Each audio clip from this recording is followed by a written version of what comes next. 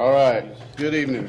Welcome to the September 16th, 2013 work session. Work sessions are more informal settings to update the council on business items.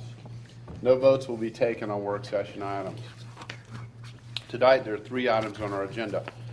Public comment is allowed that is germane to an agenda item. If you wish to speak, you are required to fill out a public comment card and turn it into the city clerk. Public comment will be allowed for a total of 10 minutes per agenda item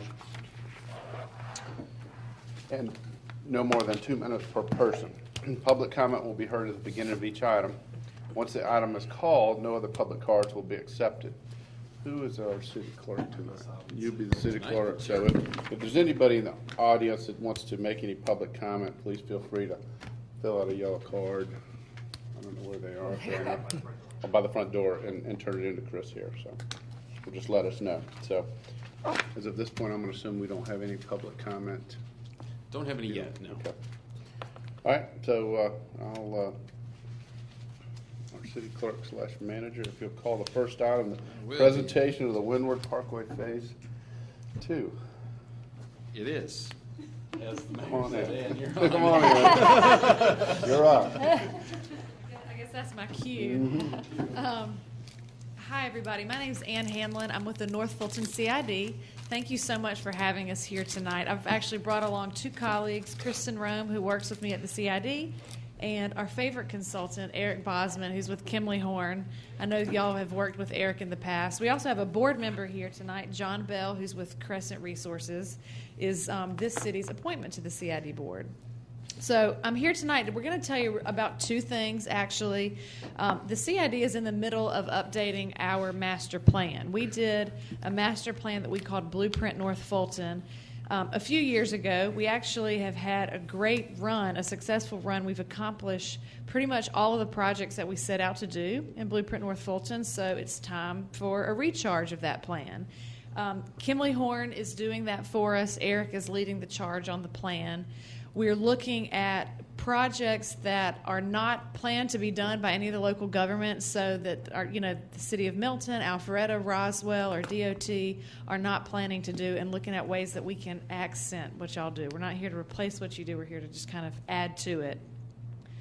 We're going to talk to you a little bit about that tonight, and then we also wanted to provide kind of more specific information on one of the projects that's in the plan that you may have kind of heard about casually. We call it Windward Phase 2, but we've given a formal presentation to the City of Alpharetta City Council on that, so we wanted you to hear it as well, since it will be affecting you. So Eric, if you'll come up, maybe we can run through the blueprint presentation first, and then I can kind of hone in on the actual project at the end. Thank you, Ann, and good to see all of you again. We have just a few slides to sort of give you an update on the North Fulton Blueprint Master Plan. Can you see that one? Put that back.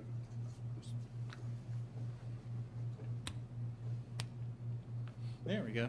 So as Ann mentioned, this is the blueprint, what we've started to lovingly call Blueprint 2.0, or the Blueprint Update.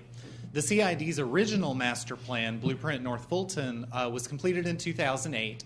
And between 2008 and 2013, really did a couple of things.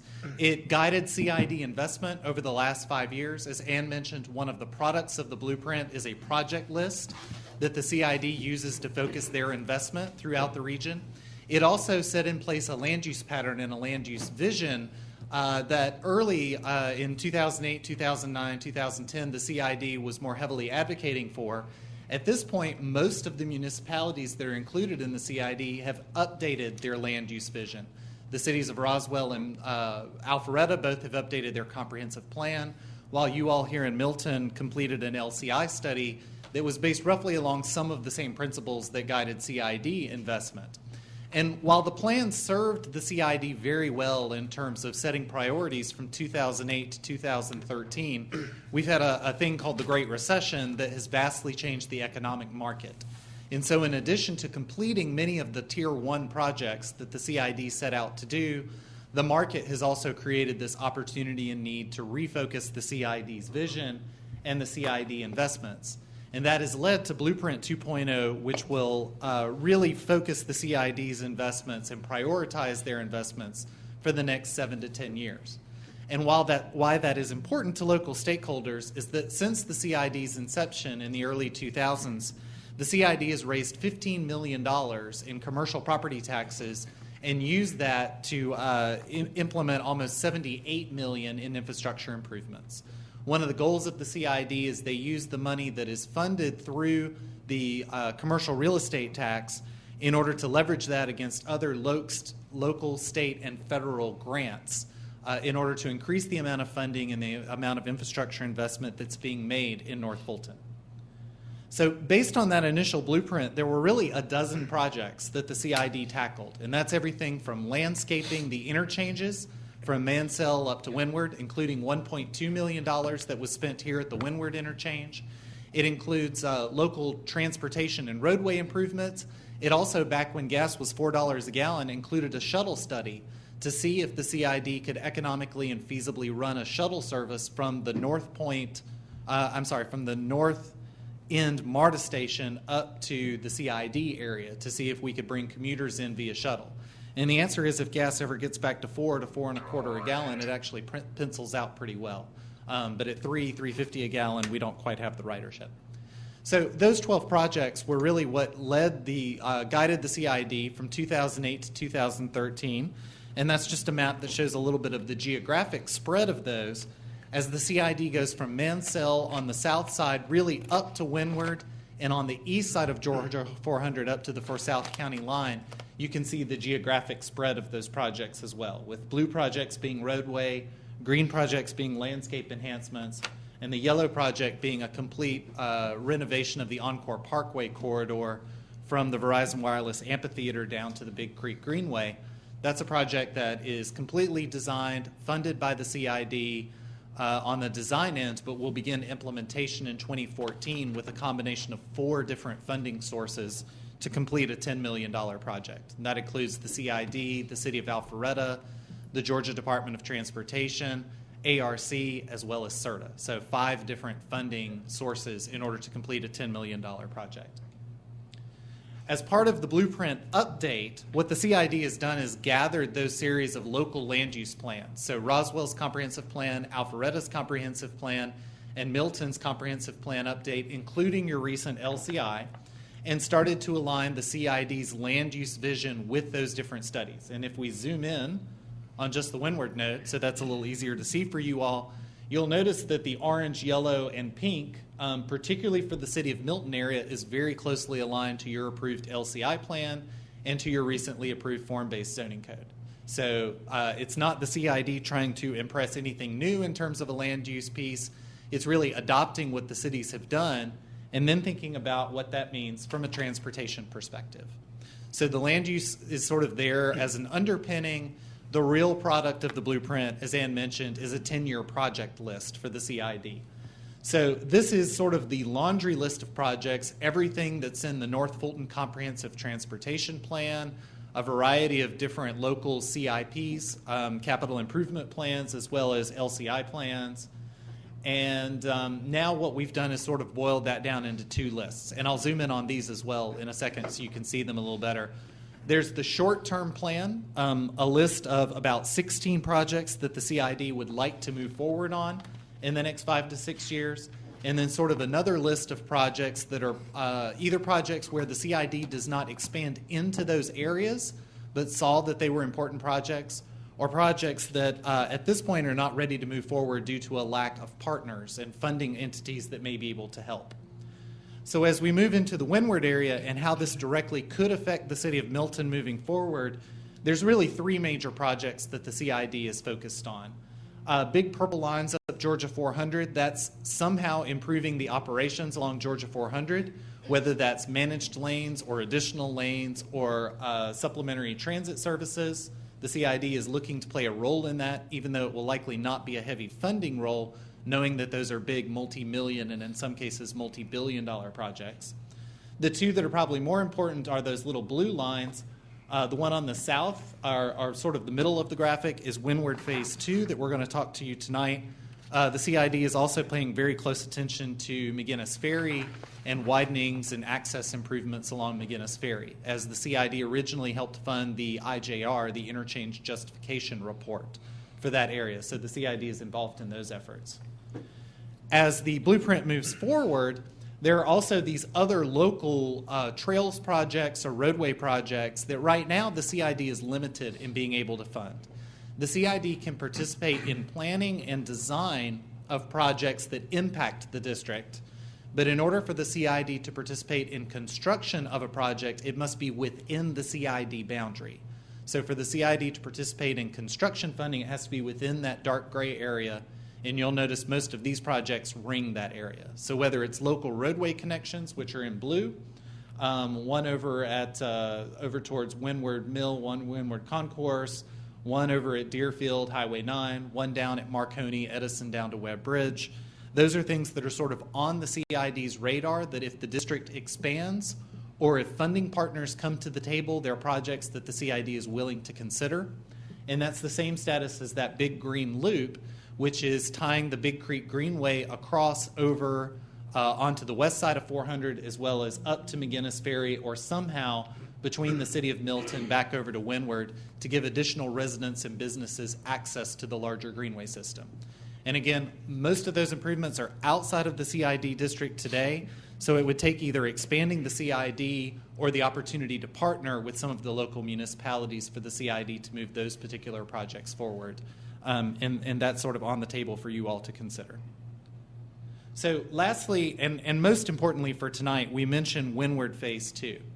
Back in 2006, I believe, the CID implemented Windward Phase 1, which is adding an additional right turn lane. If you're coming up Georgia 400, taking the exit ramp to Windward, we added an additional turn lane to the east and then a free flow lane that goes all the way over to North Point Parkway.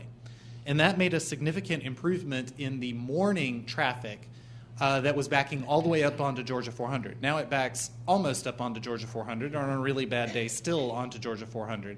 But it alleviated some of the morning pressure. We knew all the way along that while the landscaping would make it look pretty and this free flow lane would help in the morning, that there would need to be a second phase project, which is addressing the westbound movement. So Windward Phase 2 is about a $4 million improvement that we have if I can find the numbers fast enough, $1.37 million from the Georgia Department of Transportation. What the project will do is widen the off-ramp. So instead of a single lane off-ramp, it would be 2 lanes that would exit. That would alleviate the backup onto Georgia 400, would take folks off of Georgia 400, get them where there's additional capacity on the off-ramp, and then this project would add a third left turn. So instead of a double left onto Windward, it would be a triple left onto Windward. Excellent. I think we already have it. Yeah, I think it's in our back. We've already got it. Great. And then in order to accept that triple left, we would add an additional westbound lane from Georgia 400 over to Deerfield and drop that additional lane at Deerfield. So that's all the area in the dark gray or in the black that you see. So it's 2 lanes at the off-ramp and then a triple left that would carry all the way over to Deerfield and tie into some of the improvements that are going on at Windward and Deerfield and Westside Parkway today at that intersection. Yes, I'll just jump in. Thank you, Eric. You did a good job explaining it. But the fact sheet that is in front of you really lists the bottom line. These are all the numbers. We are in a fundraising campaign for this project right now. We've got the total price tag on this project is the $4.8 million number that you see at the bottom. That's including right-of-way, construction. The CID has already committed to the design, so we're paying for 100% of the design costs with Gresham Smith and Partners is the firm that we have under contract to do that. As of right now, we also have secured a commitment from the Georgia DOT, which is great, that 1.37 number. That amount has been in a project framework agreement, a PFA with the city of Alpharetta for a while now. So the city of Alpharetta is actually technically the construction sponsor for this project. The city of Alpharetta has not yet executed that because we don't have all the funding put together for construction.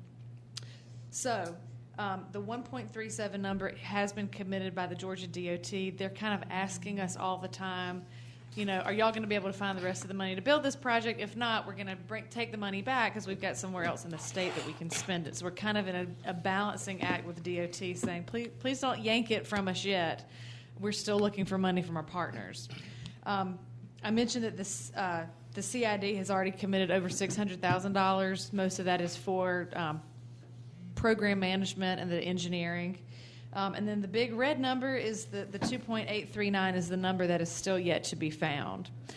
So just to give you an idea of where we'll be looking for that money from, the CID is applying for a grant from the State Road and Tollway Authority. The State Road and Tollway Authority, SRTA, operates a grant program that is especially for CIDs. CIDs are eligible. It's the State Transportation Infrastructure Bank, STIP.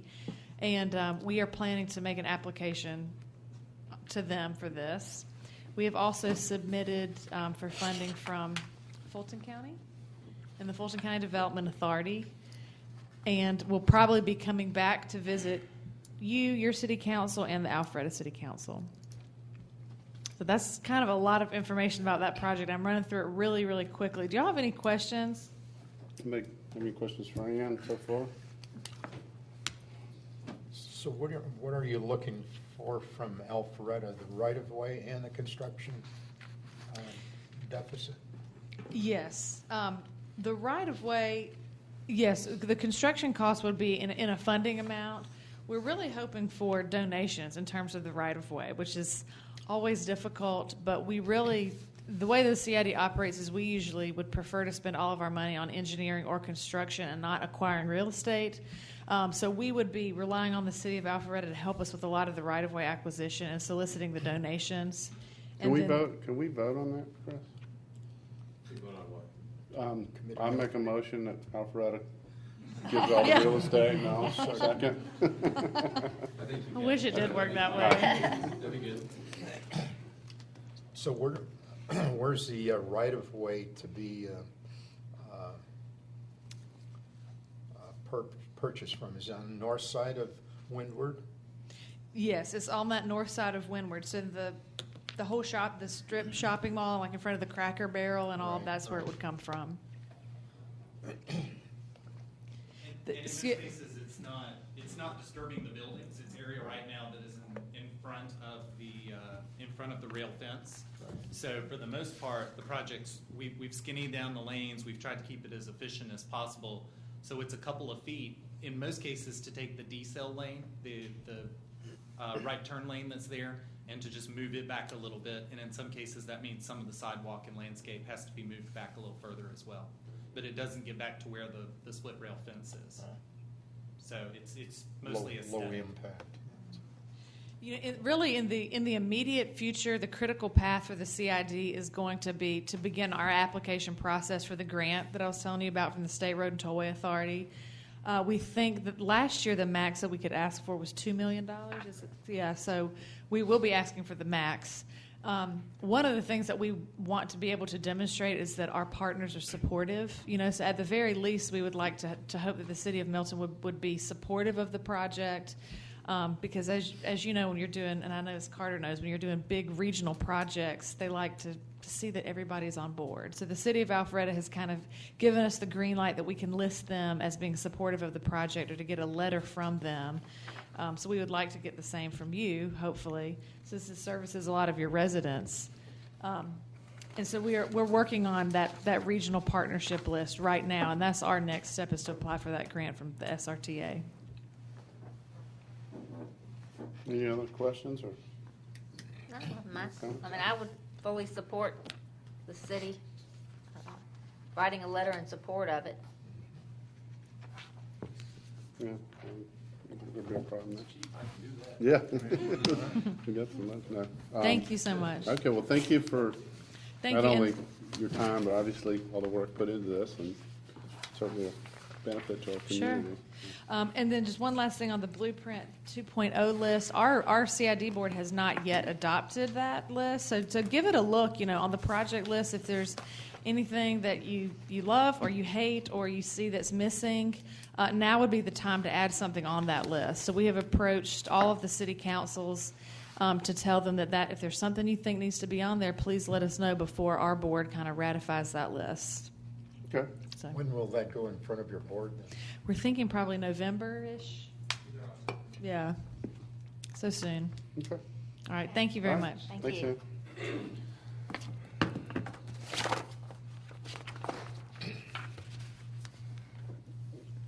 See if our city clerk would call the next agenda item. The next item is discussion of RZ 13-15 to amend Chapter 64 zoning ordinance, Article 14 rezoning and other amendment procedures, Division 2. Public hearing and notice requirements. Kathy Field. Thank you.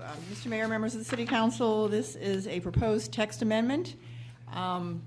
Due to traveling conflict by one of our members of the Planning Commission, the Planning Commission asks that they change the night of the Planning Commission from from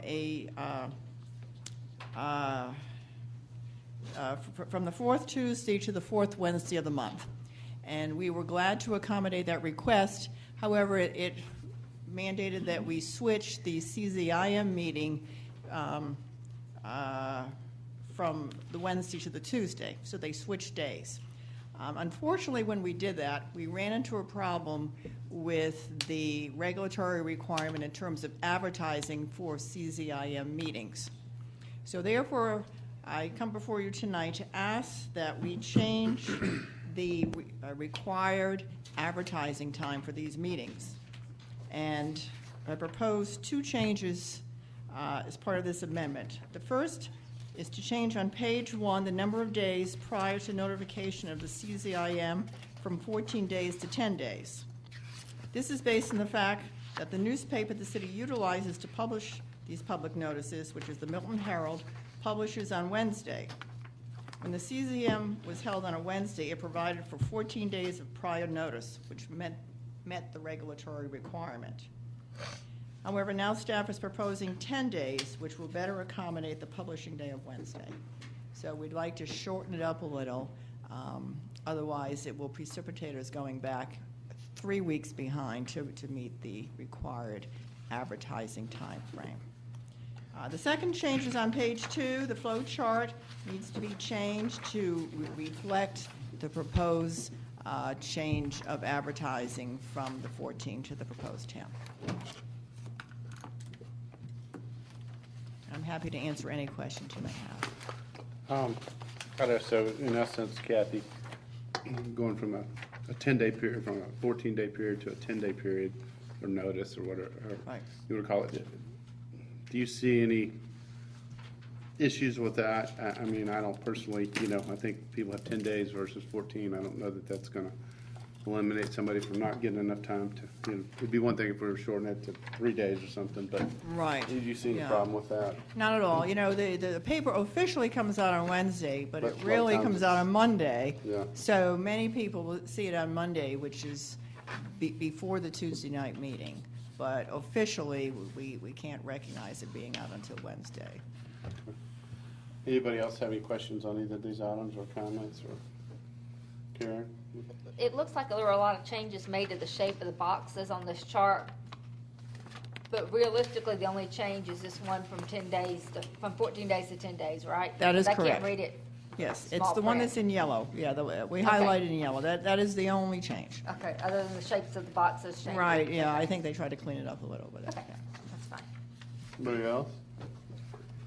And just for my clarification, we're talking about the paper showing up the week prior to the meeting actually being up, not week of. Correct. Right? So, Yes. yeah, I don't Yes, see a yes. problem with that. Okay. All right. That's pretty easy then. Okay. Thank you, Kathy. Thank you. I'll be back next week. So we. We got one more item. Is there any public comment? I don't have any. You can ask if there's any public comment Okay, on if the fiscal anybody wanted 14 to budget. speak on our budget or make donations, we're certainly welcome. The next item is discussion on our City of Milton budget revenues and expenditures versus capital improvement project, not versus, but capital improvement project prioritization, which Ms. Stacy Inglis will speak on this, but if we need our city I'm going to clerk start, to. and then, Mayor and Council, this is our second work session, but really our first work session that there's been an opportunity to hopefully have some discussion and dialogue on the fiscal year 2014 budget. You just received the budget at the last work session. So I'm going to go through and just kind of highlight, I guess, some of the highlights, lowlights, and otherwise notable things in the budget, and then see if there's any questions and see where our discussion goes. If we end up with a good discussion tonight that leaves us in a place that we think that we're ready for adoption of this budget, it'll come forward in its final phase next Monday night for that final adoption. If for some reason, and I don't believe this to be the case, but if for some reason we all of a sudden take a left-hand turn tonight and need an extra week to work on it, we have that time built in that we could buy ourselves an extra week if we needed to.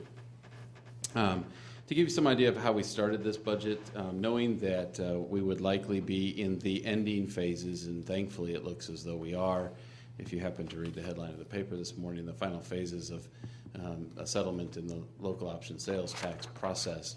We put this budget together with the mindset that it was going to be one of those couple of month budgets, meaning I was just looking to extend kind of the operations of the city through when we could get together in a more formalized way and start to really talk about what the budget probably looks like for fiscal year 14. But keeping in mind that we've never been a city that has ever adopted a budget that was based upon things we thought were going to happen. We've always adopted budgets based upon what we felt reasonably certain was conservative and would happen, and if we needed to amend, we would. So we haven't projected any increased lost revenue in this budget that you have in front of you. It is as though we were just to continue on in the way that we've always been continuing on. And once we recognize and realize what that number is officially, that's when we would then start to look towards prioritization of some different numbers. Now, if I can keep my dueling iPads here functioning, we'll try to do this on the iPad tonight for the first time ever, a budget presentation without a big book. To give you some idea, the total revenues anticipated in this 2014 budget are $18,828,400. Total expenditures at $20,241,309. You'll notice that that's a $1.4 million of a spread between the two. That $1.4 million is in line with what we believe we will finish the 2013 budget year with at the bottom line. So it really, you could look at this budget and you would be accurate in your statement if you said it was a flat budget over 2013. I also want to tell you on the front end today that we've had some changes in this 14 budget, and they've all been for the better. From when the budget initially was presented to you, we had still the first, the first phase of our health care costs in it that always show increase when you talk about employee health care and health insurance and benefits. Through some negotiation, we've been able to decrease that initial medical increase that was showing at 22%. We've been able to negotiate it down to 14.8%. And what was initially an 11% increase in dental, we've negotiated to a 0% increase. And what was initially a 3% increase in vision, we've negotiated to a 0 increase. So two of them we've negotiated no increase in, and we've negotiated the medical down from 22% to 14.8%. That's going to decrease this budget or decrease the health care cost in the budget by almost $69,000, $68,922. Can also tell you that here recently we believe, and it's estimated, that we funded in this budget election costs of $103,642, which will be reduced, we believe, to $12,000 because of the not needing an election or a runoff. So we believe that there are costs $91,642 that is a decrease over what was initially presented in the budget as well. So almost $70,000 in health care costs, almost $90,000 in election costs. So we're working on a budget that, even though that number on what you saw initially was $1.4 million, is probably about $150,000 less than that $1.4 million at this point. So Where did the 12,000 go? well, we do have to. There are certain expenses we have to pay for when we sign Fulton County up to do an election. They mail cards to people. Now everybody's going to get a card saying there is no election. So there are some administrative costs that go along with it that we did absorb even if we don't have an election. But $12,000 is a whole lot better than $103. For sure. So, Restart. 10%. Well, most of that, and the bulk of that, is the 42 cents per The mailing. 11,500. Most of it's mailing costs. But it's actual costs of what was spent to handle our election, even though we didn't and don't plan on having one. Okay. So, having said that, let's kind of walk through the budget a little bit, and just maybe I'll highlight a couple of things, and really like to get to the capital projects, and I'll highlight those because those are the ones that really you see changes in and differences in, and projects that become a part of. There's not a lot of change in the departments, meaning if you were to look at the mayor and council's budget, you'd see a reasonable continuation from last year until this year.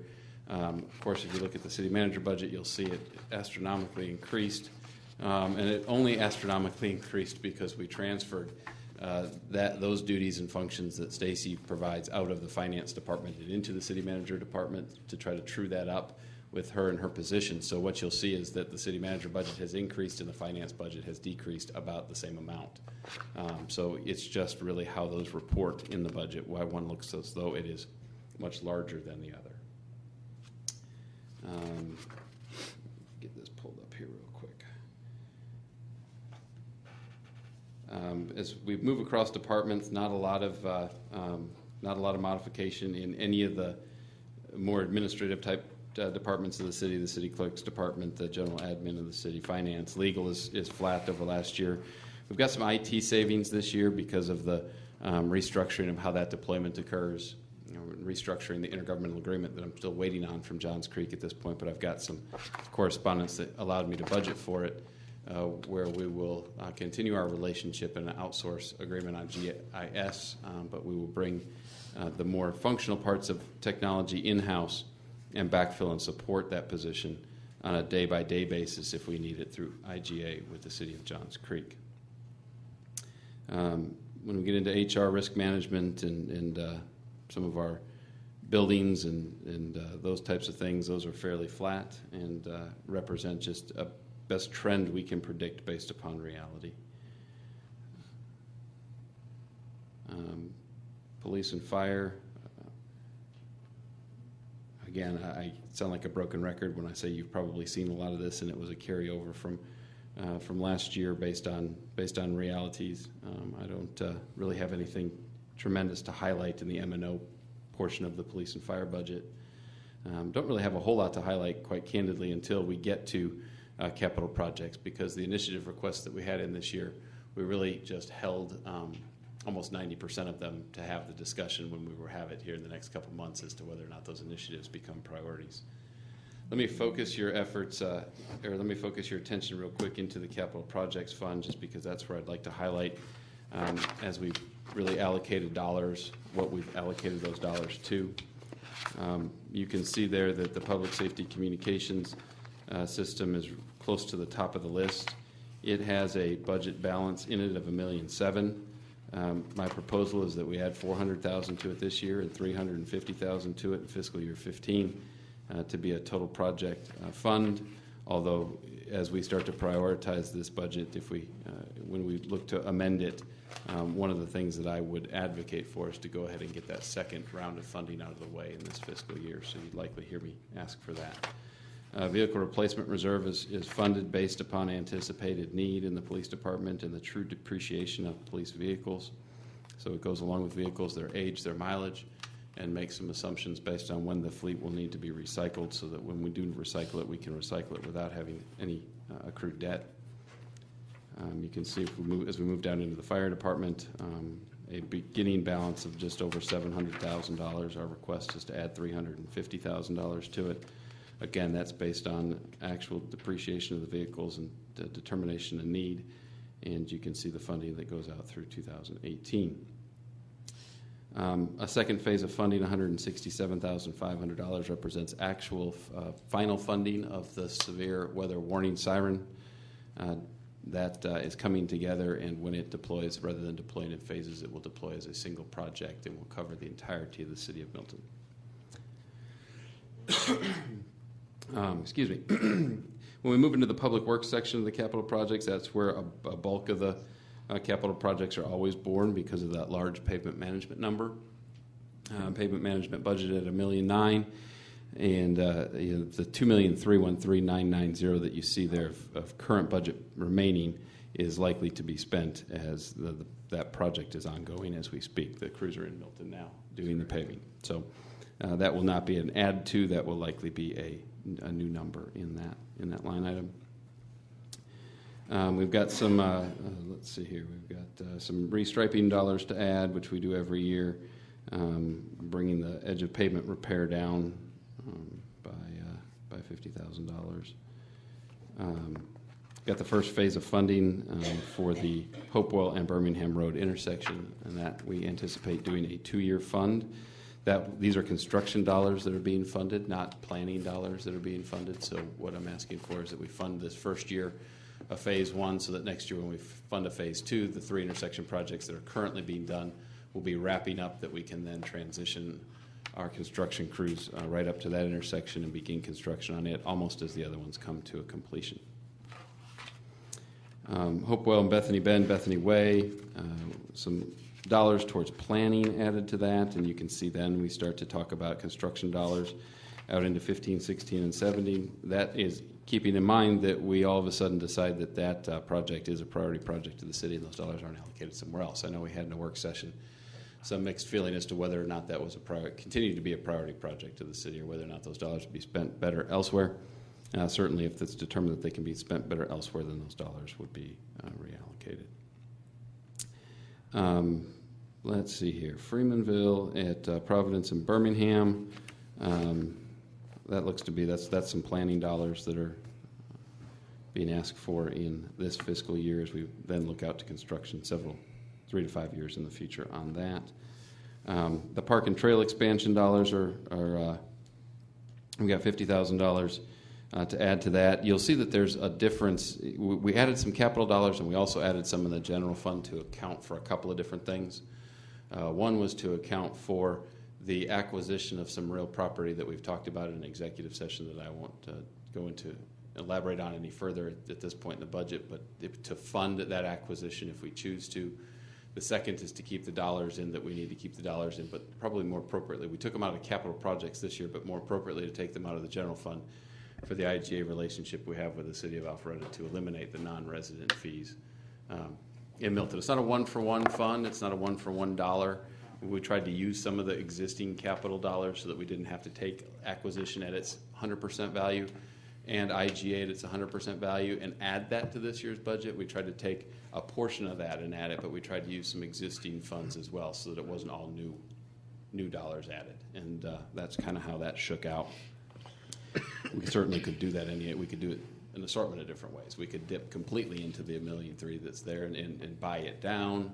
We could try to keep it at where it is, recognizing that I think any dollar right now that is in a park or trail enhancement line item is a good dollar to have in there, because I anticipate that we're just going to be adding more dollars to that line as we move forward in this budget.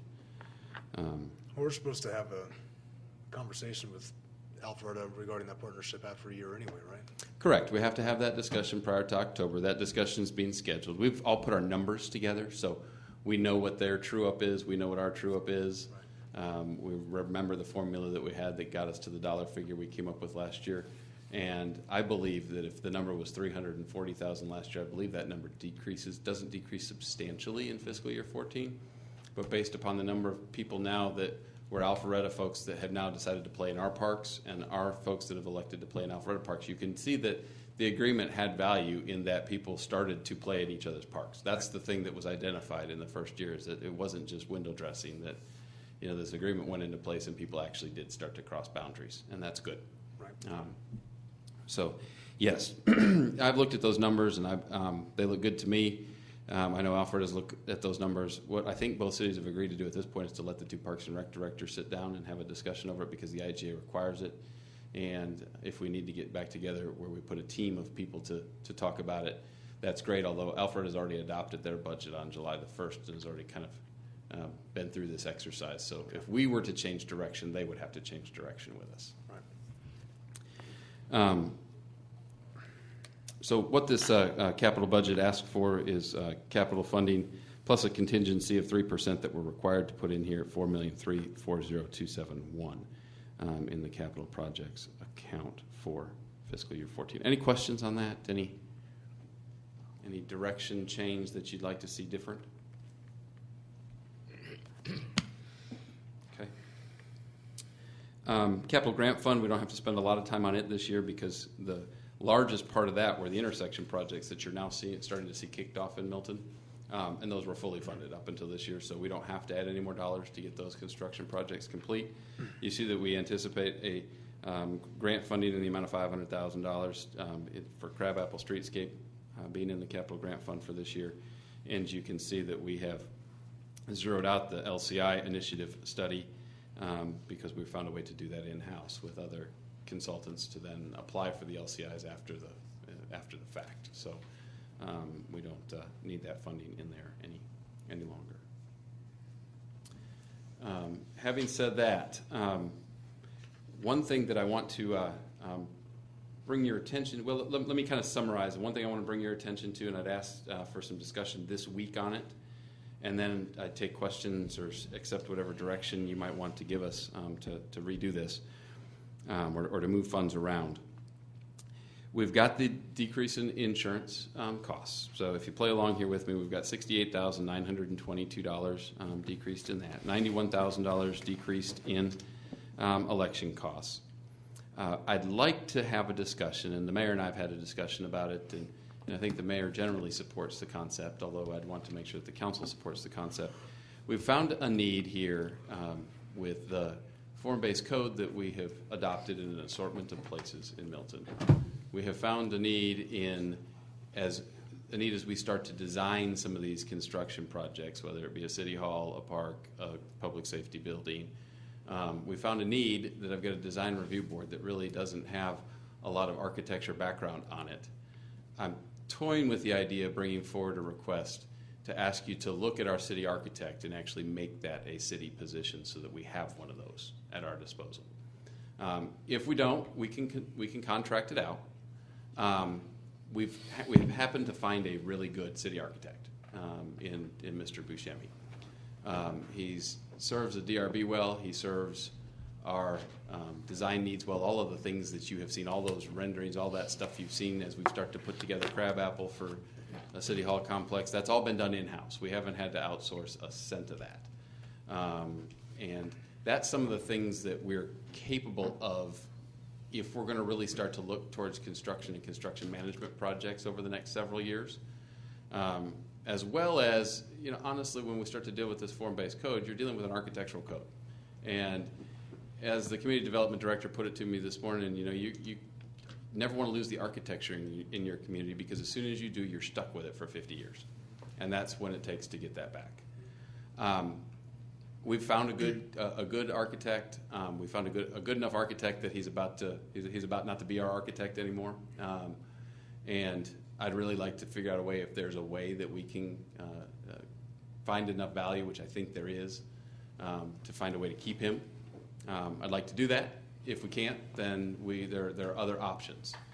But what I've got, and again, the mayor and I talked about it today, there's a way to even look at the budget in existing things that are already funded that he is very capable of doing, and decreasing some funding in some projects to account for what it would take to keep him on board. So I'm not just saying I need you, council, to take a whole salary dollars and throw it at this position, but I'd like to talk with you individually or collectively in this next week and show you some numbers as to why I think there's value there, if we think that there's value in maintaining the bit of continuity that we currently have. Having said that, there's still a decrease in this budget of what you've initially have in your hands. Even if we were to contemplate going that route, you've still got somewhere in the neighborhood of $100,000 to $160,000 tonight of dollars that are just that this budget has decreased since it's initially been advertised or initially been presented to you. And certainly dollars that you could say, Chris, we want to do X with, we want to do Y with. You could say, Chris, right now, because we know we're going to be doing this in 60 days, put it in the fund balance and let's look at it more holistically rather than trying to, on a one-off, say, hey, give me $100,000 worth of sidewalks and give me $60,000 worth of streetlights. And probably the safer approach is to take any reduction in the budget at this point and just let it roll to the fund balance, so that when you're starting to look at the different numbers here in a couple months, you can look at it more globally. But that would be my suggestion on that, unless you want to do something with it at this point in the budget process. Mayor, I guess I'll turn it over to you. I know that, and there's still a sidewalk project to talk about that I know you wanted to talk about. Just the council's general reaction and where kind of you want to go tonight. Well, one thing, if you guys wouldn't mind, getting with Chris and open-minded, just talk about the architect. Because there are things that he's doing now that we've got budgeted, things that will be coming up in the next few years that it really makes a lot of sense. So if you guys could make a few minutes to talk to Chris or myself, either one, and discuss that. Then the other thing, since, we've got almost up to, between $100,000 and $160,000, I was thinking it'd be a good idea if we could maybe connect our sidewalks from like Cogburn and the schools over to the Greenway and, really get this thing going. So I just asked Carter to try to come up with a couple $100,000 in a grant, and he did, to get a plan for it. So, Carter, I don't know if you want to mention something about that. Carter came today to the office. He said, "I got to tell you, About 5 o'clock. we got awarded a grant on a letter of intent, and I don't know if we won it or not." I said, "That's if all of a sudden we can get grant, we can get a couple $100,000 just by sending a letter saying we're thinking about it. That's a good spot to be." I hope you write letters. Well, the only caveat, you got to spend a little bit on Right, it. you do. A small portion You on got to this make sure one. it's worth it. You got to make sure it's not one of those things you get in the mail where, they send you a check and you deposit and send them a smaller one back. Go ahead, Carter. Well, let me start with the big picture about what we've done this year after talking about sidewalks during last budget process. So one of the things we started with was we went out and we took a look at where all of our existing sidewalks were and what opportunities did we have to start making some connections to build the network. And so from a citywide basis, even though we have approximately 70 miles worth of sidewalk, they're kind of spread out all over the place. And while I know this graphic is a little bit difficult to read, the red lines represent existing sidewalk. And so you can see them really spread out throughout the entire city. And so what we wanted to do was start to kind of narrow that down and look at where some gaps existed that we could start to connect those gaps and get some bang for our dollars. And we had two things going this year. And so one, let me skip forward here to the Crabapple area. One, we've got the T grant that we have just gotten a notice to proceed and are working through selecting an architect or a land planner to work on that T grant. That T grant was for streetscape improvements over in the Crabapple area. And that was the $500,000 that Chris mentioned. And so over the next couple of months, we'll be working through a process looking at how that $500,000 can best be spent over there, whether it's making some connections over to Alpharetta to bring the sidewalk up mid-Broadwell or Charlotte, or improvements along Mayfield, connecting the library over to the downtown Crabapple area. And so that process is just now getting started. That'll be a little bit longer process since that's a federally funded project. So the concepts you'll see starting to come forward towards the end of this year. From a more local basis, we started looking at the southeast area here where we had a number of existing sidewalks and some gaps that really look like we could start making some connections. Primarily along the Cogburn corridor, we installed some sidewalk with the bridge project last year. We've got two projects going this year right now, partially funded by the MARTA grant. That would be, I think they're identified as segments 6 and 7 down on Cogburn and Webb Road. So those two are in process now. We're finishing up the design and moving towards right-of-way acquisition on those. And we really started looking at how could we make these connections happen. You can see the dollars associated with these gaps. They're not cheap gaps. Even though they're relatively short, when you start looking at the sidewalk, you start looking at curb and gutter, drainage, grading, right-of-way acquisition that's associated with them. They're expensive gaps to fill. And so really kind of at the last second, there was a funding opportunity that was available that we issued a letter of intent on. And our goal was to start connecting the schools, the churches, the retail, the commercial areas along the Cogburn corridor, the Windward, the Webb corridor, and working our way towards making a connection over to the Greenway. We had talked about that type of connection both in the LCI and in the North Fulton CTP, and we weren't sure we had a good shot at doing it. Preliminary indications are, as of yesterday, that we have been awarded a $200,000 grant to begin the concept studies on that particular project. And so we're starting to look at that now. Our match on that would be $50,000, which I think we could do under our current sidewalk budget that we have allocated, as well as looking for partnerships either with Alpharetta or the CID to try and move that project forward. Making that connection over, under, through Georgia 400, however that ends up happening, is beyond a local project.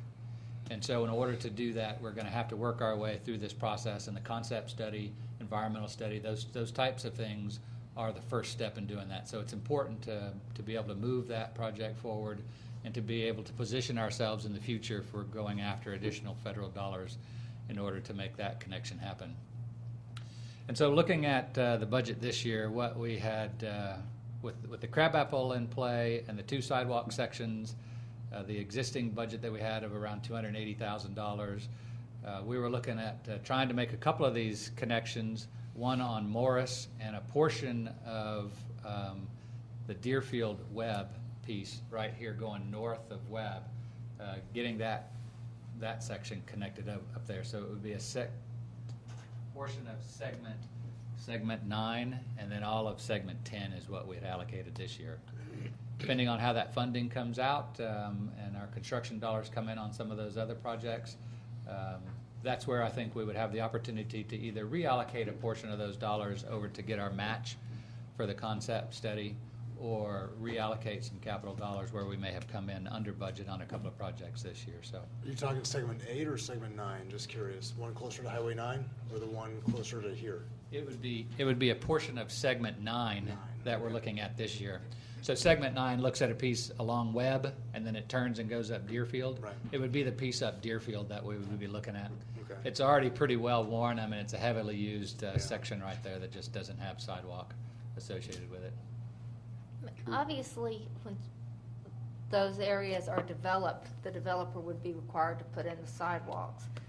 Are we looking to see what the possibility is of these out? Because we hate to spend our money doing it and then somebody come in 6 months later and apply to have it developed, and we've just saved them $200,000, $300,000 because we put the sidewalks in ourselves. Have we looked to see what might be happening in those areas that a developer may be putting in the sidewalks for us? Yeah, I think if there was anything on the near horizon, then we would probably wait until that happened. There just doesn't seem to be at this point. But we'll continue to evaluate that. And there's no way we can recoup some of those costs whenever in the future they decided to develop? Yeah, not the way the ordinance is currently written. Okay. Whether or not it could be modified to account for that, we'd have to look at that. But the way it's currently written, the developer only needs to make an inspection of the sidewalk that exists, and if it's not up to code, he has to bring it up to code. But there's no real language that says he has to reimburse us if the sidewalk exists. Can we make a Yeah. recommendation in the future to look at that ordinance? I would like to look at that Yeah. ordinance, and if the sidewalk has been constructed during a certain amount of time before they do it, that they would have to put money into a recompense, sidewalk recompense type thing, or some kind of sidewalk fund so that it could be used for other sidewalks if we're saving them that kind of money. Yeah. I think the way I've seen it before is it's usually done through an impact fee, but there may be Right. some other way to address that. That might be, definitely useful for future reference. Bill? Was it segment 3 that's up by Kings Ridge, or goes along Kings Ridge? Is that what that is? Yes. It's that segment just down from there. There's a number of Leland cypresses right along that segment, and it drops off probably 25 to 30 feet right off the side of the road there. Can we get help from them? You know, I think it's actually just south of their property line. Yes. That Okay. parcel that's for sale. Can we get, Oh, but yeah. could maybe Just get have help a from sign up Alpharetta there. on that, because it's actually adjacent to Alpharetta property, isn't Yeah. it? Yes. In the one below it, what is it? That was the 5? one right there by the bridge, the gap between the bridge Right. and the Works its way sidewalk. up towards the church. Is it the church and the, There was the bridge. In the school, Yeah. St. Francis, and Right. St. Aidan's. that red part in between the two greens, in between 4 and 5, that's what we put in with the bridge, right? in between, No, the Segment- bridge is south of Segment 5 is the bridge, right? just north of segment 5 would be the piece we put in with the bridge. And then it connected up. You've got some segments in there of the existing that's actually just a 5-foot sidewalk, as opposed to the 10-foot that we put in and the 10-foot that's called for in the master plan. So at some point, we would certainly like to upgrade those, but this plan just accounts for making those connections and making them available to get all the way through. Okay, when we do these, are we going to increase the width of the sidewalks to comply with a future trail plan? When we do it as part of the concept study that we'll be looking at, yes, it'll be a consistent trail down through there that's in compliance with the trail master plan. As part of looking at all of our sidewalks and trail stuff, though, I think we need to seriously consider the parts of our trail plan that don't show it to be paved, whether it be asphalt or concrete, because the trail in front of Birmingham Falls Elementary School looks really bad. Mm-hmm. I mean, it's not even usable. That's right, and one of the things. It was a good idea that I don't think Not was bad. successful. Well, it's, in all due fairness, if it were all in and used, it wouldn't have grown, but again, doing a section, it's gonna be hard, because I'm sure nobody uses just a It small it doesn't get section. used, and it's overgrown Yeah, with weeds so- now, and it really looks bad. Really internally, where the master plan has shown the gravel versus an asphalt or a concrete trail, what we're asking the developers to do is to install as much of the infrastructure as possible. We're also doing this at our intersection projects. And then we'll install the trail. They'll pay into the sidewalk bank, and we'll install that gravel trail when we have a really defined start and end point. Because exactly like the Birmingham Trail, if you don't use those, they're very difficult to maintain. It looks bad. Okay, So where all this leads us is, one means if we want to consider taking advantage of this grant and using part of this money, Carter can also look at some of his budget items and take some of the savings there. So it may not come out of that $100,000 to $160,000 if we want to put it in the budget, correct? that's right. I think what we would look towards is partnerships and working towards existing funding that we have Yeah. available to us. The And other then thing- also, I don't know if there's any, do you want the council to think about any of this for this budget, or really is that kind of a waste to try to, pick little small things and, Well, even though we have the concept plan and that project moving forward, it doesn't preclude us from locally attacking some of these smaller segments if Okay, at some so- point we decide we want to fund some of these connections. so you guys be thinking about that too. Might want to spend a little bit on that. The other question, obviously, that's natural that we asked is, okay, great, you got a pretty plan. Now what? We have another, we get everybody excited about a pretty plan, and here it sits on the shelf again. And then what do we do with another $200,000 plan? The good thing about this one, as I understand it, is that this plan is the first thing we would need to do to go secure larger funding to be able to fund these things. So it's almost like a step one to get to the door to open 2 opportunities for additional funding. And that was my first concern, do we, even if we don't pay anything, but get a fancy plan, then it just, it's a burden almost, but like Chris says, we could implement part of it, or it's a tool we've got there to attract some federal dollars and some partnering and all that on it. I do have a sidewalk question that's in a different area other than the Crab Apple and Deerfield area, but up on Henderson Road, you've got it has to be 30 people may walk that road every single day, just walking around, because Sable Point, the subdivision, goes around in a circle. But people are driving up that road going 50 miles an hour on a 35-mile-an-hour zone, and I've seen, moms with twin strollers walking up and down that road over hills and cars flying by. It can be kind of crazy, and some of my constituents had asked about a sidewalk up there. I don't know what the stipulations are as far as need or things like that, But that, if there is something up that way that could happen, it's well-traveled, well-used, you can see the places where people try to walk. If there's another place we can look at up north, that would be one place that has been asked for. Well, and obviously, ultimately, that's a decision that you as the council can give us some direction on. Typically, when we're making some priorities for the sidewalk, we're looking for use, connections to schools, connections to mass transit, those types of things. So, And how much use is the question, I guess, that would need to be determined, and how would you measure that? yeah, the $1 million question, right? Yeah. And I don't know that I have a good answer for you. Typically, it's going to be in connection with something else. Are you trying to get to a park? Are you trying to get to retail, commercial, mass transit, those types of things, a school? Absent that, it's really from community input and some direction from you all. Okay.